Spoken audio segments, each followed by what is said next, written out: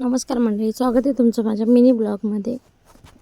होती 4 ऑक्टोबर तारीख आणि आम्हाला जायचं होतं गावाकडं, कारण रायांशच्या काकाचं म्हणजेच माझ्या छोट्या दिराचा साखरपुडा होता. त्यासाठी आम्ही रात्री निघालो होतो आणि बघा दोघांची कशी मस्ती चालू आहे. मस्ती करून रात्री दोघंजण झोपले आणि रायानं काय जेवण केलं नव्हतं अजून, कारण जेवण बाकी होतं आमचं. पण त्याला थोडासा खाऊ आणून दिला, त्यांनी खाल्ला. आज आम्ही पहिल्यांदाच धाब्यावरती जेवण करणार होतो. उतरून जेवणही केलं, पण तिथलं काही जेवण आम्हाला अजिबात आवडलं नाही. नंतर सकाळी 6:30 वाजता आमची ट्रॅव्हल्स पोहोचली होती, तिथं आम्ही उतरलो होतो. नंतर घरी रायांशचे मोठे बाबा आधीच गावी आले होते, त्यांना फोन केला आणि नंतर आम्हाला ते घ्यायला आले. त्यांना बघून हे दोघं तर खूप खुश झाले, कारण त्यांना माहिती नव्हतं की ते त्यांना तिथे घ्यायला येणार आहेत. आणि सकाळी सकाळी खरंच गावाकडची सकाळ किती छान असते. नंतर गावात पोचल्यानंतर घराकडे रायाश तर पळतच गेला.